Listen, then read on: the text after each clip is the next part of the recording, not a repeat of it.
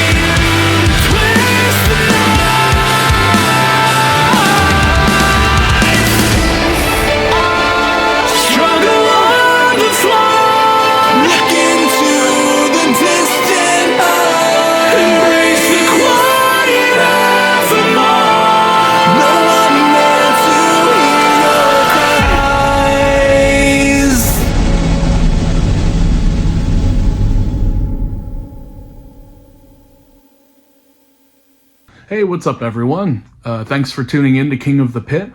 My name is Richie, and I'm the lead vocalist, lights and fog programmer, and the main lyricist of Third and Delaware from Dallas, Texas.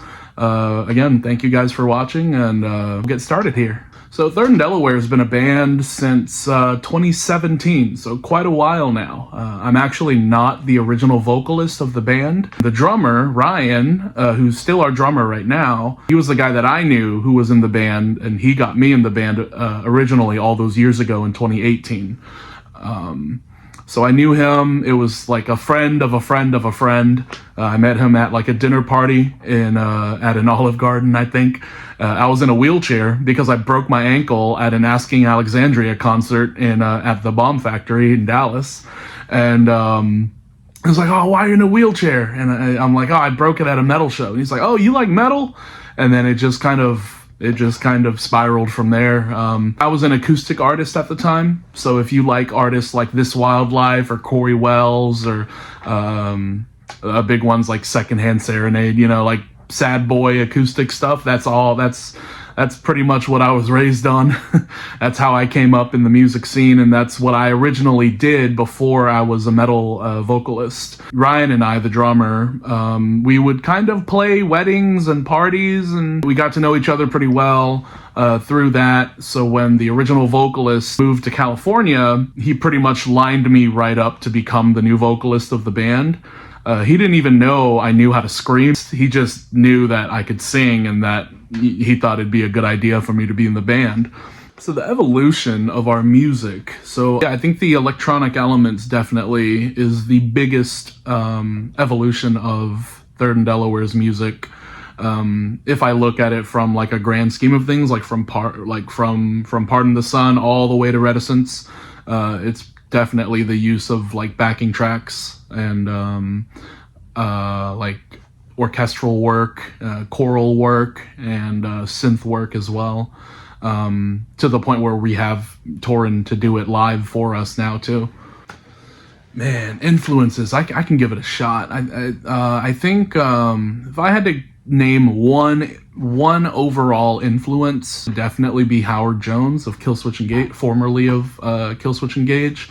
I think the work he did in that project changed everything. Truly becoming a master at both kinds of vocals is what I want to try to do. Today's my influences are more like Rory Rodriguez from Dayseeker and Marcus Vick from Invent Animate.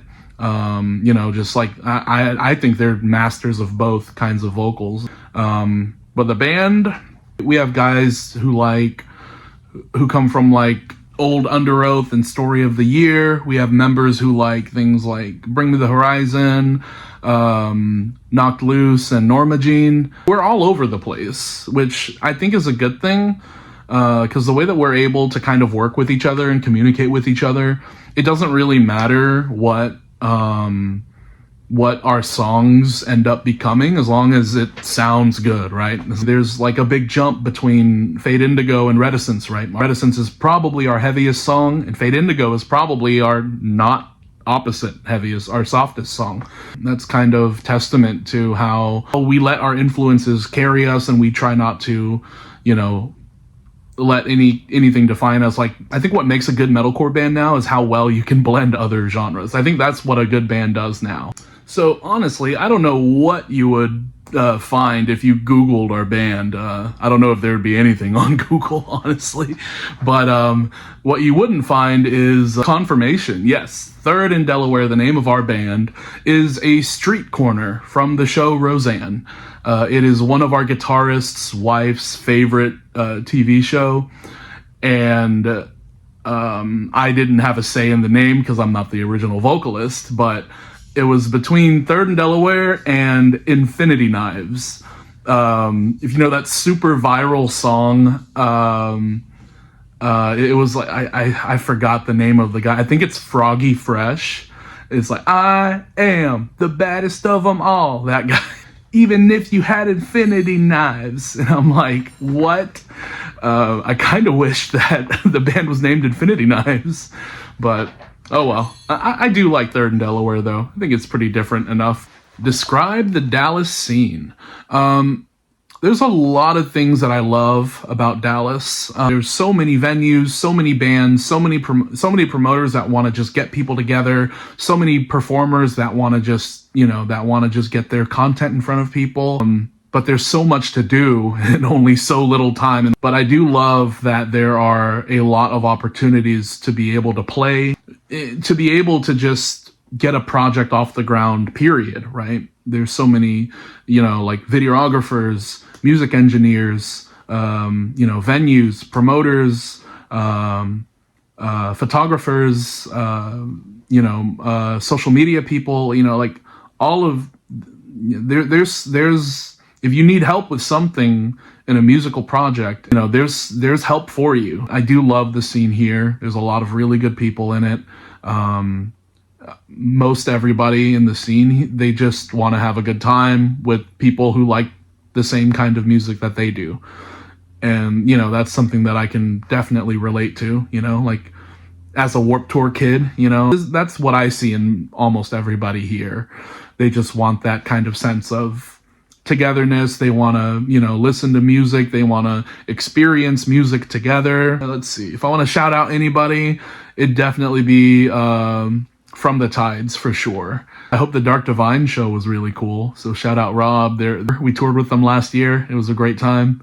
And hope to hear from you guys soon. Yeah, they're great guys. Go check them out if you haven't. The best and worst show are the same show in a way to me. I don't know how long ago this was, but this was on one of our tours. We ended up going to Russellville, Arkansas, which is, a pretty small college town. We're surprised that, anyone's even there. But people were there, and that was pretty cool. So it turns out when you're in a small town with nothing to do, if there's a metal show happening, everybody shows up. So that's pretty cool. It's kind of the opposite of Dallas, right? So because, there's so many things to do in Dallas. So it's cool to see, it was cool to see like a small town kind of come together, college kids or whatever, and just hanging out, really. I don't even know if they knew who we were or what kind of music we played, but they were there, so that was really cool. The venue was actually just like, I say it's a hallway, but that's the best way I can explain it, with no air conditioning in the middle of July in Arkansas. So that was miserable. It must have been at least 90 degrees Fahrenheit outside. And this was sundown. This was like after sundown. And in between bands, people were going outside to cool off. We have fog machines, we have lights, we have, we have to warm up everything. We run pretty much a full-blown computer IEM rack setup with amp modelers and everything. So there's a lot of equipment, so there's a lot of heat. It was also one of the most memorable shows as well, because like I said, when you're in a small town like that, if you market it right, and you have the right people, like getting word out, and in that case we did. We've never played a house show, but we kind of imagine like if we had like a house show going perfectly, that's kind of what I imagined how it would be like a bit like that show in Arkansas. I remember our drummer at the time not knowing if he was going to pass out by the end of the song, because at that time we ended our set with a blast beat. Our drummer at the time, Gama, he was like, I don't know if I'm gonna make it, and I'm just gonna send it. Like if I fall over, I fall over. And I think we were all about to fall over because it was so hot in that venue. My most embarrassing moment was my first show. We had 1 or 2 guitar switches, so I had to fill the time. And I had never performed metal in front of anybody ever at that time. In fact, like the only shows that I've played up until that point were house shows, weddings and parties, where I'm not the main event, right? Like the spotlight's not on me. The spotlight is on, the people getting married, or, whatever the birthday boy or the birthday girl at the party, right? While the band was changing guitars and tuning and all of that stuff, I had no idea what to do. So what did I do? I told a Star Wars joke. I think I told 2, and I remember 1. What did Luke Skywalker say to to the guy that tried to take his girl at the bar or something like that. And then the punchline is, you better not lay a finger on her. Yeah, I actually said that at my first ever show in front of people. Our guitarist never he always tells me to do more stand up in our in-betweens. If I mess up, even if I mess up really badly, I don't care, like it's a part of being a musician, right? It's the part of being a performer. It's gonna happen all the time. You're gonna mess up all the time. I'm not embarrassed about that at all. But my first ever show, that Star Wars joke, I will never get over that one. And something that I would want the audience of King of the Pit to know, go see more live shows, regardless of how big they are. Go see some free local shows. Find out, where some house shows in your place, by your neighborhood are, or go to another big show. Go to a big show. Go see a band that you've been wanting to see. There's a magic to it. There's a real magic to it. And you can only experience that when you go see a live show. You can't get that anywhere else. All right, that's a wrap. Thank you guys for watching King of the Pit. Once again, my name is Richie. I'm the lead vocalist of Third and Delaware. You can catch us on all social media platforms. There's no place that we're not on, I don't think. So, yeah, if you want to find us, you can find us. On our link tree, there's a link to join our Discord, and that's something that I will definitely place importance on. I think some of that magic that I was talking about earlier with live shows, I think you can kind of create that magic online in a way, but you need a real sense of community for it. And I've been trying to create that with the band's Discord server. Whether you want to just say hi to me or any of the other band members, and we're not the only band in our band Discord. Like there's other bands. There's like other bands too, like some bands that we've toured with, like all of them are on the Discord as well. So, I think it's a really cool way to kind of interact with, your musical peers or artists or anything like that. It doesn't matter if you're in Dallas or not, but whether a new show got announced or a new song came out or a tour got announced or a festival, you can share that with the group and the Discord, and you can just kind of talk about anything, and it can be a really cool sense of community that comes with all of that.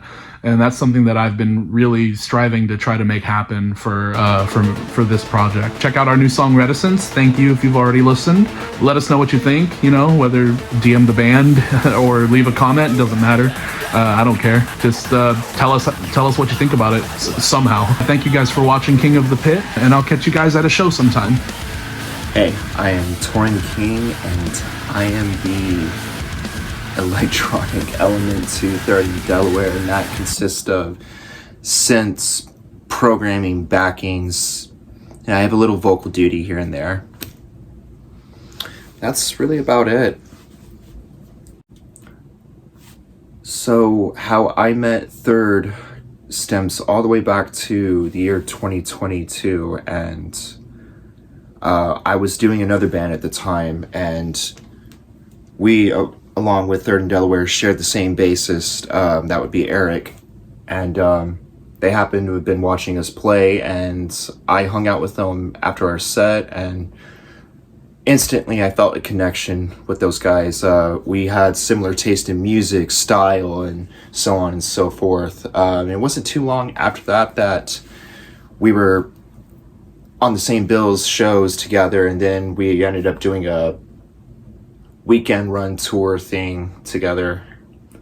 I left my previous group, collaborated with them on the song Fade Indigo immediately, and probably about half a year later, they gave me an offer to join, so there was no way I was going to turn that down, man. So I was like, yeah, fuck yeah, get me in. Every new song, every new release is a form of evolution.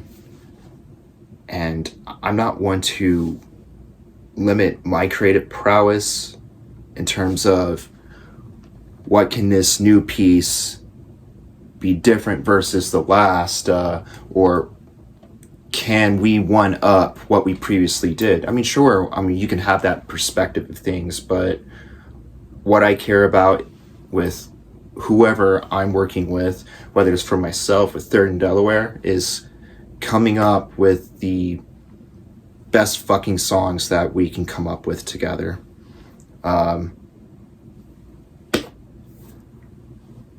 Limitless. The Dallas music scene is extremely diverse. You have something for absolutely everybody and anybody, no matter what the interest is.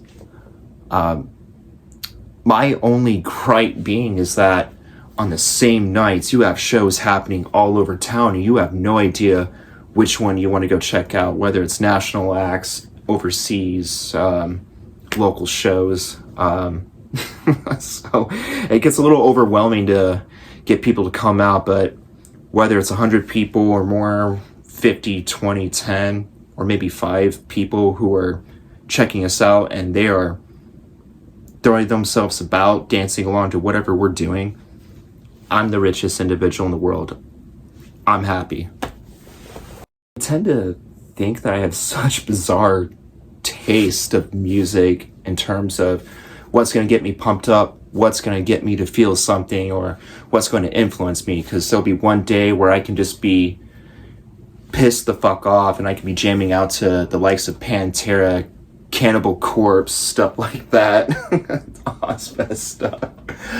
And next day I'm jamming out to Goo Goo Dolls, Dayseeker, AFI. I'm telling you, this is getting bizarre, okay? But the one source that I find to be super influential for me, there's the likes of Nine Inch Nails, IMX as far as the electronic elements go. But there's Japanese rock and metal. That has been my number one go-to. The way that they write, the way that they perform to present themselves is just so fucking phenomenal to me. I can get more into that, but maybe another time. All right, no, let's talk about it. No. Most embarrassing moment. All right, this was actually a Third and Delaware show. We played Puzzles in Deep Ellum. I think that was our second time we played there. And totally my bad for not warning the guys up in the venue, because I didn't tell them I was going to dive into the crowd. I was just feeling the moment. The crowd was ready. I was ready. And as a 6-piece group, we were already just compacted onto one small stage, right? We got all this gear, we got all the lighting, the fog machines, I got my synth rig going on, we got the drums, everything. And so the moment it was time for me to dive into the crowd, my right boot caught the PA speaker, knocking it the fuck off the stage, and God, I felt so bad. I didn't know if I had broke the motherfucker, because there was still maybe 2 or 3 bands on after us, and thankfully enough, no damage done. But sorry, Puzzles. One word to describe me in this band: fucking weird. That's all I got. Every song conveys a different story, different emotions, but it falls under one single entity, and that's finding your solace. And whether or whatever direction we end up taking going forward after the likes of Fade Indigo, Reticence, and songs before I came in, like Schemas and Mayflower,